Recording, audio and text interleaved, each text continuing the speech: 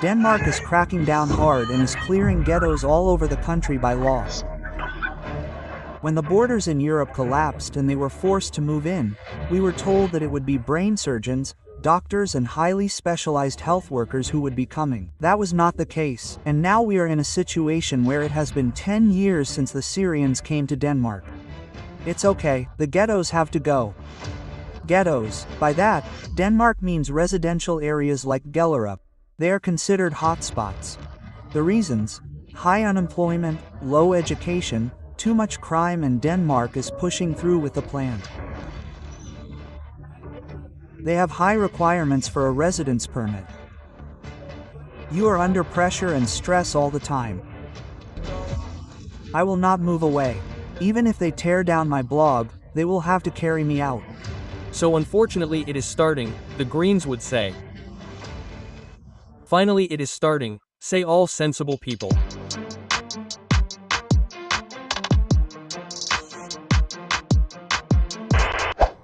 Yes. Before the state loses control, there is only one thing left. Police in, ghettos out, and then the wrecking ball. Greetings, friends.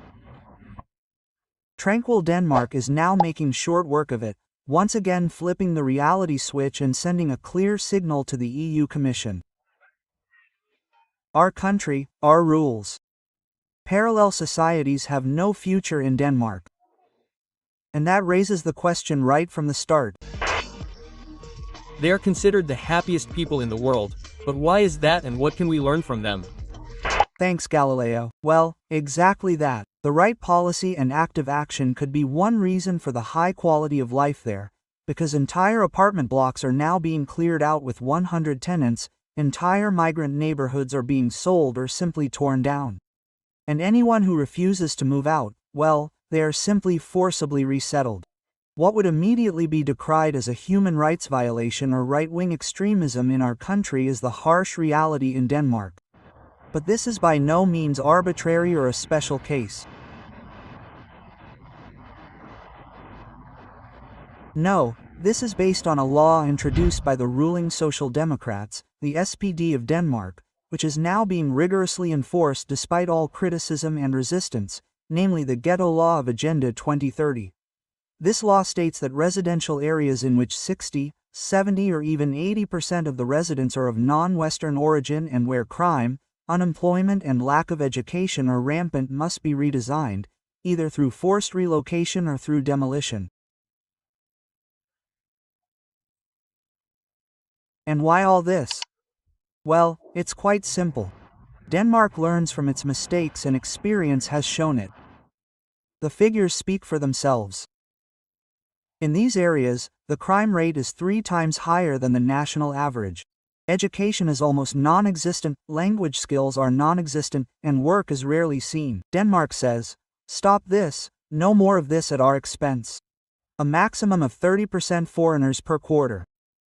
The rest have to go, and anyone who complains, well, they are welcome to sue, if necessary, all the way to Strasbourg or Brussels, if necessary. Denmark is standing firm.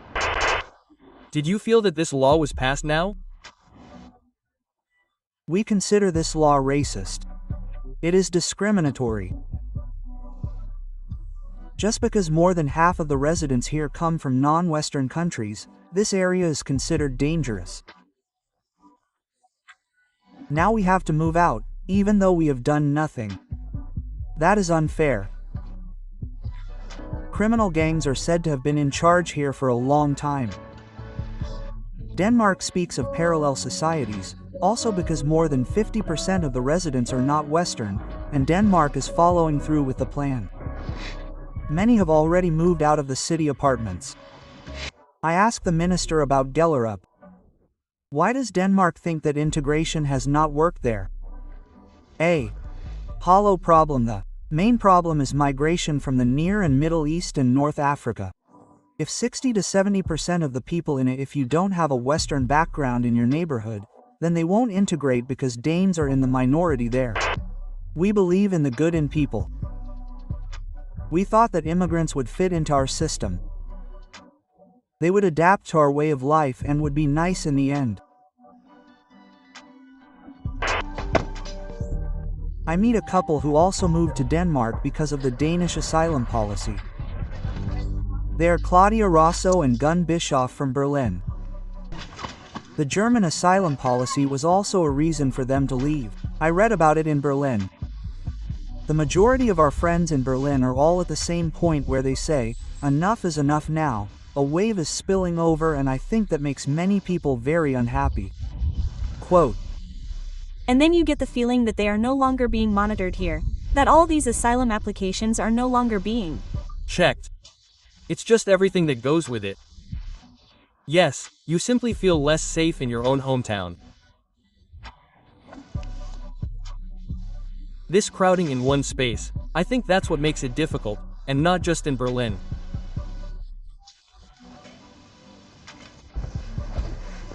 And do you think the path you have come to know in Denmark so far is better than the path we are taking in Germany? 100%. 100%, you say? Yes. Yes. But I think it is a bit dangerous to talk about it. Well, why is it good? You can cut it out. No, but I also think That is an interesting point. So how do you feel?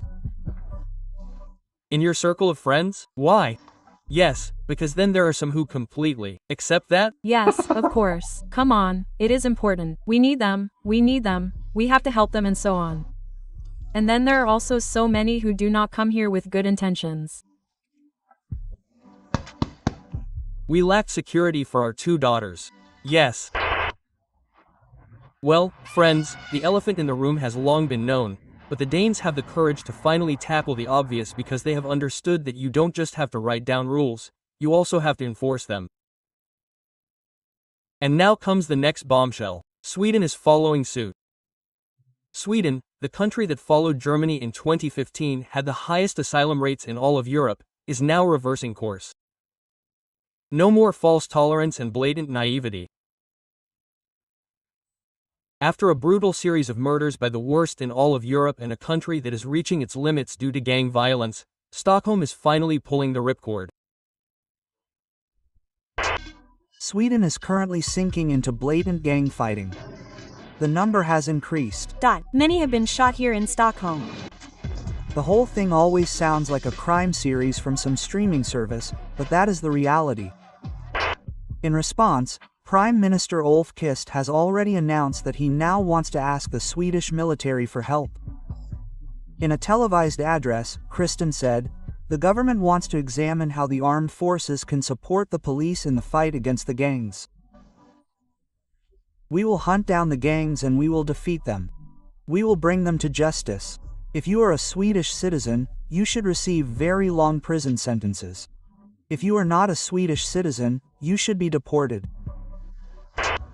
In order to build such walls in Sweden, voters here are apparently also prepared to accept the fall of the so-called firewall against right-wing parties.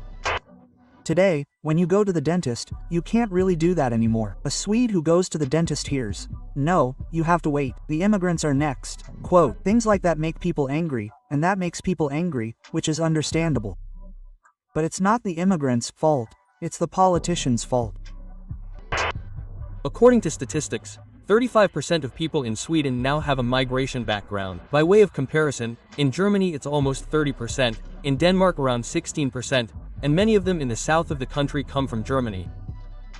In recent years, we have increasingly begun to see Denmark as a model to follow, both in terms of the perception of migration and in current politics. For example, with regard to language requirements or naturalization tests, we have now introduced them, but Denmark started doing that 15 or 20 years ago. You are ahead of us in many respects. I think the economy has deteriorated since you came to power. They have taken a lot from us, e.g. free dental treatment. The age limit has been lowered. The consensus for a tougher policy across Denmark also arises with regard to the economy, because things are going well in Denmark economically. Economic growth in 2024 was almost 2%. Twice as much as in Sweden. Sweden is therefore starting to align itself with Denmark's more liberal course when it comes to labor migration. Well, friends, Sweden has also recognized that things cannot continue like this and is following suit with new asylum and migration laws in line with Denmark. According to this, a migrant quota is to be introduced. 30% of all current migrants living in rural areas could soon have to leave the country. Anyone earning less than €2,322 is to be deported. This counts as zero immigration into the low-wage sector. And the new limit for labor migration in general is €3,500 per month. In other words, this means zero incentives for those who refuse to integrate and for social benefit fraud. Anyone who comes only for money or lacks laws is no longer welcome here. And that is not enough. Sweden does not want to massively restrict access to social benefits for EU migrants. Child benefit, housing benefit, parental benefit or unemployment benefits. Well, only with clear conditions. Anyone who wants to stay must learn Swedish and work.